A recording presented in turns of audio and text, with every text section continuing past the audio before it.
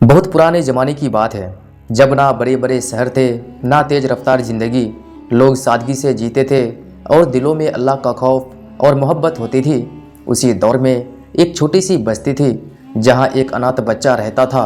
उसके पास ना दौलत थी, ना सहारा, लेकिन उसके दिल में सब्र और अल्लाह पर यकीन ऐसा था कि पूरी कहानी ही बदल गई। कई सौ साल पहले पहाड़ों और खजूर के पेड़ों से घिरी एक छोटी सी बस्ती थी। वहाँ मिट्टी के घर होते थे, कच्ची गलियाँ थी और लोग सादा जिंदगी जीते थे। उसी बस्ती में एक छोटा सा लड़का रहता था, जिसका नाम अमन था। अमन बहुत ही कम उम्र में अनाथ हो गया था। उसके वालिद पहले ही दुनिया से चले गए थे और कुछ साल बाद उसकी वालिदा भी इस दुनिया को छोड़कर चली गई। अब अमन के पास कोई नहीं था, ना कोई घर ठीक से, ना खाने का भरोसा।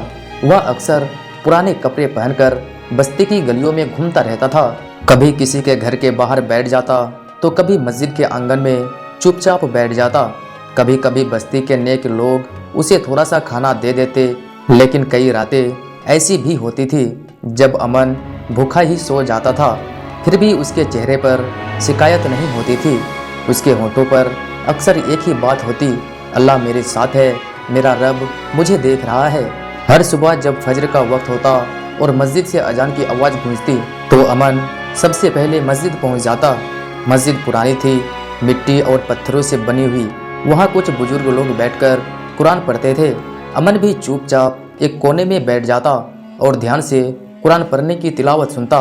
एक बुजुर्ग आलिम उसे देखकर अक्सर कहते, बेटा तुम्हारी आंखों में बहुत सब्र है, अल्लाह सब्र करने वालों को कभी खाली नहीं लौटाता। अमन बस सिर झुका देता। एक दिन उस बस्ती में दूर शहर से एक काफिला आया। ऊँटों पर सामान लदा हुआ था और उनके साथ एक अमीर और नेक व्यापारी भी था। उसका नाम हाजी उस्मान था। जब काफिला बस्ती में रुका, तो लोग उन्हें देखने के लिए जमा हो गए। हाजी उस्मान नमाज पढ़ने के लिए मस्जिद में गए। वहीं उनकी नज़र एक दुबले पतले बच्चे पर पड़ी, जो कोने में बैठा हुआ कुरान सुन रहा था। नमाज के बाद उन्होंने उस बच्चे को बुलाया और प्यार से पूछा, बेटा तुम्हारा नाम क्या है? लड़के ने अदब से जवाब दिया, मेरा नाम अमन है। हाजी उस्मान ने फिर पूछा, तुम्हारे वालिद कहाँ है? अमन ने धीरे से कहा, वो इस दुनिया में नहीं रहे, मैं अनाथ हूँ। यह सुनकर हाजी उस्मान का दिल भर आया। उन्होंने पूछा, बेटा तुम क्या करते हो? अमन बोला, मैं काम ढूंढता हूँ ताकि हलाल रोजी कमा सकूँ। हाजी उस्मान उसकी बात और उसके सब्र से बहुत प्रभावित हुए। उन्होंने कहा, अगर तुम चाहो तो मेरे साथ काम कर सकते हो। अमन की आंखों में उम्मीद की चमक आ गई। उसने कहा, अगर काम हलाल है तो मैं पूरी मेहनत से करूँगा। उस दिन से अमन काफिले के साथ रहने लगा।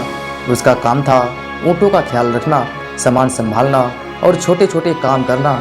वह हर काम पूरी ईमानदारी से करता था, कभी शिकायत नहीं करता था, कभी आलस नहीं करता था। कई बार सफ़र बहुत मुश्किल होता, गर्म रेगिस्तान, लंबा रास्ता और थकान, लेकिन अमन हमेशा सब्र से काम लेता। हाजी उस्मान अक्सर उसे देखते और सोचते, इतनी छोटी उम्र में इतना सब्र, यह कैसे होता है? यह बच्चा जरूर आगे जाएगा। समय गुजरता गया। अमन जब जवान हो चुका था, उसने व्यापार के सारे तरीके सीख लिए थे।